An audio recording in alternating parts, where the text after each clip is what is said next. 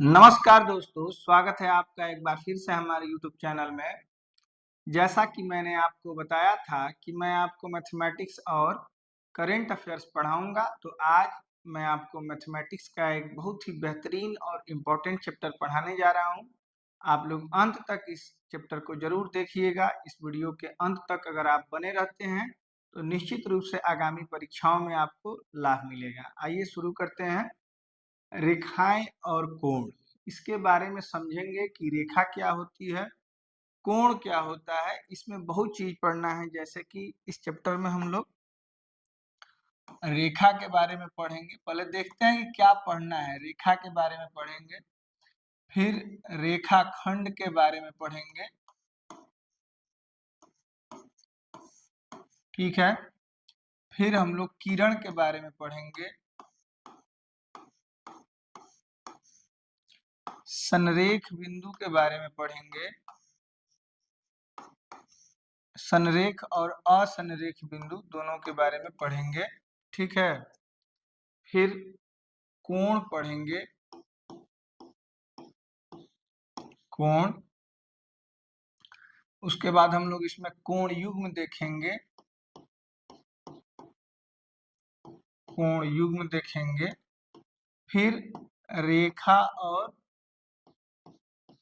कोण से जो भी प्रमेय, प्रमुख प्रमेय होते हैं, जो नियम होते हैं, जिसका यूज हम लोग कॉम्पिटिटिव एग्जाम में पूछे जाने वाले सवालों में जिन प्रमेय का प्रयोग होता है उसके बारे में देखेंगे।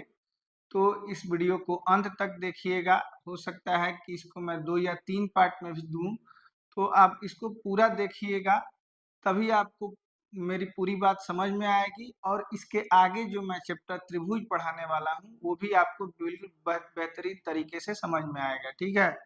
तो इसको अंत तक जरूर देखिएगा, ये आपसे निवेदन है।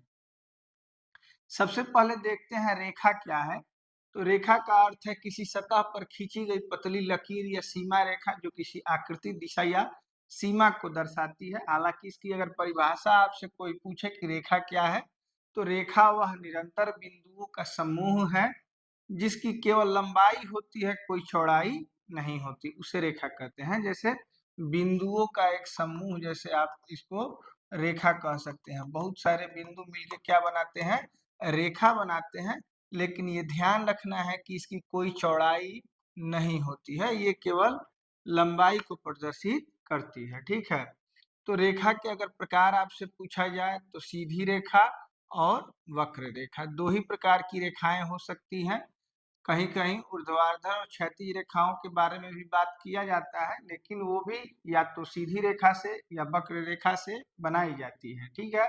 सीधी रेखा का मतलब आपको पता होगा कि जो मतलब एकदम सीधी हो, स्ट्रेट हो। और वक्र रेखा का मतलब जैसे टेढ़ी मेढ़ी रेखा को हम लोग क्या कह सकते हैं, वक्र रेखा कह सकते हैं, ठीक है। चलिए आगे चलते हैं, देखते हैं रेखा खंड के बारे में। अच्छा मित्रों, एक बात और आपको ध्यान में रखना है कि रेखा के दोनों सिरे खुले होते हैं, मतलब ये अनंत तक बढ़ाए जा सकते हैं। दोनों सिरे खुले होते हैं, मतलब ये अनंत तक बढ़ाए जा सकते हैं। दोनों दिशाओं में बढ़ाए जा सकते हैं, इधर भी और इधर भी, ठीक है। अब चलते हैं, हम लोग देखते हैं रेखाखंड के बारे में। रेखाखंड नाम से ही ऐसा प्रतीत होता है कि किसी लाइन का एक सेगमेंट है, मतलब कि एक भाग है। रेखा का भाग रेखाखंड कहा जाता है। इसकी परिभाषा देखते हैं। सीधी रेखा का वह हिस्सा जिसके दोनों छोर तय होते हैं। तय होने का मतलब जो फिक्स होते हैं। मान लीजिए कि ये रेखा है, तो इसके दोनों सिरे अनंत तक प्रसारित किए जा सकते हैं। लेकिन इसी में अगर दोनों सिरों को बंद कर दिया जाए, मतलब इसको फिक्स कर दिया जाए कि यहीं तक, और इसको यहाँ तक फिक्स कर दिया जाए, और इनका नाम अगर मैं लिख दूं कि ए बी, तो जो पहले मैंने खींची थी वो रेखा थी, लेकिन अभी यहाँ पे मैंने दोनों सिरों को फिक्स कर दिया है। तो इस AB को क्या कहेंगे, रेखाखंड कहेंगे। इस AB को क्या कहेंगे, रेखाखंड। मतलब किसी एक रेखा का वह पार्ट जो कि जिसके दोनों सिरे बंद होते हैं उसको रेखाखंड कहते हैं। किरण के बारे में देखते हैं। तो सीधी रेखा का वह हिस्सा जिसका एक छोर तय होता है और दूसरा हिस्सा अनंत तक जाता है। जैसे मान लीजिए कि ये एक छोर तय कर दिया गया, यहाँ फिक्स कर दिया गया, और एक ये सिरा इस तरीके से इसको प्रदर्शित किया जाता है, ये अनंत तक बढ़ाया जा सकता है, तो इसको ए कहेंगे। लेकिन इधर कोई बिंदु हम निर्धारित नहीं कर सकते हैं, क्योंकि ये सिरा कहाँ तक जा सकता है, अनंत तक। तो रेखाखंड में और किरण में मुख्य अंतर ये है कि रेखाखंड के दोनों सिरों को बंद किया जाता है, मतलब कि फिक्स किया जाता है कि प्रसार नहीं हो सकता है। लेकिन किरण के एक सिरे को बंद और दूसरे सिरे को खोल दिया जाता है, मतलब इसका अनंत तक प्रसार हो सकता है, तो इसको किरण कहते हैं। ठीक है, रेखाखंड और किरण आप लोग समझ चुके होंगे। चलिए आगे चलते हैं। संरेख बिंदु और असंरेख बिंदु, ठीक है। इसको मैं, देखिए बेसिक वीडियो है जिसको मैं आपको इसलिए पढ़ा रहा हूँ क्योंकि इस वीडियो के माध्यम से कुछ ऐसे टर्म हम लोग जानेंगे जो कि आगे के चैप्टर को पढ़ने में बहुत सहायता देंगे। अगर इन टर्म्स को आप नहीं जानेंगे तो आगे चल के आपको बहुत दिक्कत होगी, तो इस वीडियो को लास्ट तक जरूर देखिएगा। संरेख बिंदु कोलिनियर पॉइंट्स का मतलब है कि अगर बिंदु किसी सीधी रेखा में होते हैं, मतलब इन मान लीजिए कि 4 बिंदु दिख रहे हैं, एक यहाँ है, एक यहाँ है, एक यहाँ है और एक यहाँ है, ठीक है। तो मैंने खुद से इसको एक लाइन में ही मतलब रखने का प्रयास किया है।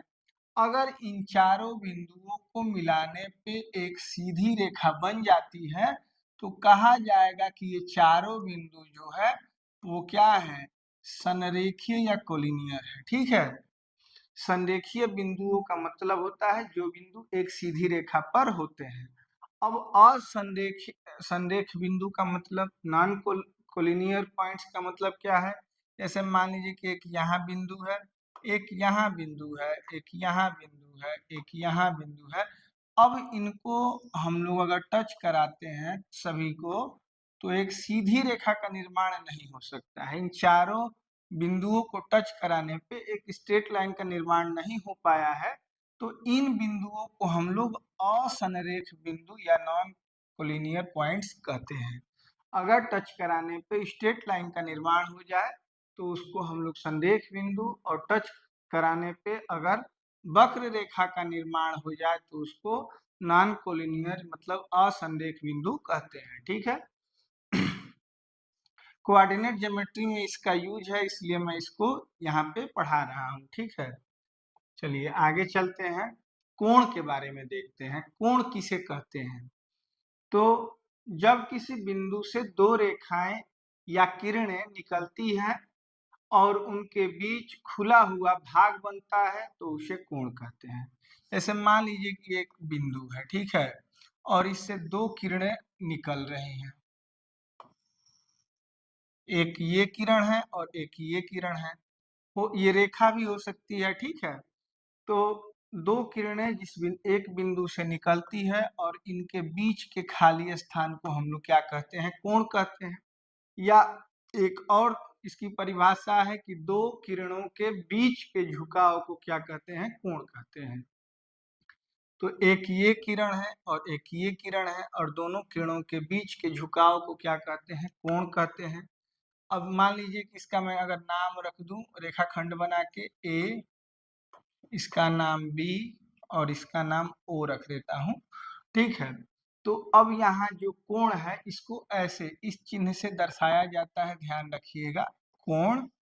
और मान लीजिए कि ये कोण दर्शाना है तो इसको हम लोग कैसे लिख सकते हैं, ए ओ बी लिख सकते हैं, ए ओ बी, ए ओ बी कह सकते हैं। ठीक है, जैसे इस कोण को दर्शाना है, इस बिंदु के पास अगर ओ बिंदु है, मतलब ओ इसका नाम रखा गया है, तो इसका नाम, कोण के साथ इसका नाम लिखते समय इस बिंदु को बीच में रखना है, ये ध्यान रखेंगे।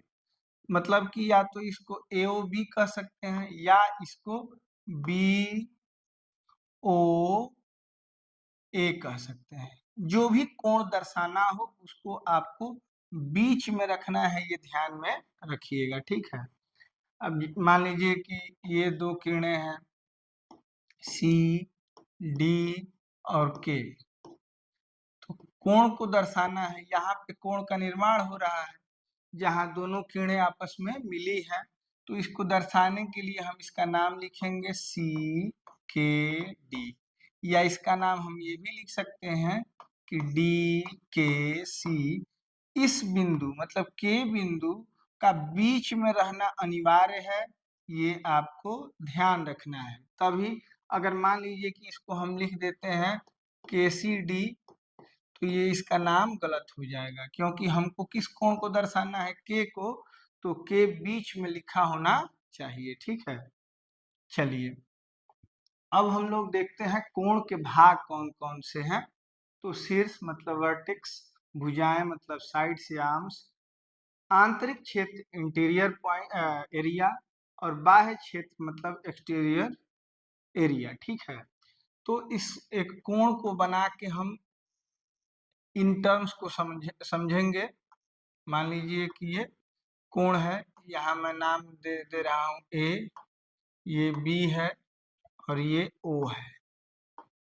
ठीक है, ये कोण है। अब शीर्ष का मतलब क्या होगा, इस पे ध्यान से देखिएगा। शीर्ष का मतलब, वर्टेक्स का मतलब जहां से दोनों किरणें निकलती हैं, मतलब ये बिंदु जो है, वर्टेक्स का मतलब कि ये ओ बिंदु जो है उसी को हम लोग क्या कहेंगे, वर्टेक्स कहेंगे। भुजाएं कौन कौन सी हैं, तो इसमें दो भुजाएं हैं, ओ ए और एक भुजा है ओ बी। ठीक है, चाहे आप तो एओ और बीओ भी इसको लिख सकते हैं। आंतरिक क्षेत्र किसे कहते हैं, तो इस क्षेत्र को जो अंदर बना हुआ है इसको हम लोग कहते हैं आंतरिक क्षेत्र। नाम से ही समझ में आ रहा है कि ये कौन सा क्षेत्र है, आंतरिक क्षेत्र। अगर अंत तक इस वीडियो के साथ आप जुड़े रहते हैं तो आपको बहुत ही लाभ होगा। ठीक है, तो इसलिए आप इसको अंत तक जरूर देखिएगा। बाह्य क्षेत्र का मतलब ये पीछे जो भाग है, इसी को जो मतलब आप इसमें सफेद रंग से जो हिस्सा देख रहे हैं इसको कौन सा भाग कहते हैं, तो बाह्य भाग कहते हैं, चाहे बाह्य क्षेत्र कहते हैं। ठीक है, तो इन दोनों लाइनों के अंदर के क्षेत्र को आंतरिक क्षेत्र और इन दोनों लाइनों के बाहर के क्षेत्र को बाह्य क्षेत्र कहते हैं। ठीक है, तो इन चारों टर्म्स को आप समझ चुके हैं। शीर्ष, वर्टेक्स, भुजाएं, साइड्स, आंतरिक क्षेत्र इंटीरियर एरिया और एक्सटीरियर एरिया बाह्य क्षेत्र। आगे चलते हैं, कोण का माप किस मात्रक से किया जाता है, तो ये डिग्री में, डिग्री ये है। ठीक है, या रेडियन में किया जाता है, डिग्री या रेडियन में। डिग्री और रेडियन में क्या संबंध होता है, तो 180 डिग्री, डिग्री को हिंदी में अंश भी कहते हैं, डिग्री को क्या कहते हैं, अंश कहते हैं, बराबर पाई रेडियन लिखा हुआ है, इसको ऐसे दर्शाया जाता है। इस पे सी की तरह हम लोग अगर बना देते हैं तो इसको लिख सकते हैं कि 180 अंश या 180 डिग्री बराबर, यहाँ 0 जैसा है और यहाँ सी के जैसा मैंने पाई के ऊपर बनाया है, तो 180 अंश बराबर पाई रेडियन होता है। ये आपको ध्यान रखना है, कोण को डिग्री में मापा जाता है। मैं इस चैप्टर को पढ़ाने के बाद इससे बहुत सारे क्वेश्चन भी कराऊंगा, उसमें भी आप जुड़िएगा, लेकिन आप उस सेशन को तभी बना पाएंगे जब इस वीडियो को आप पूरा देखेंगे।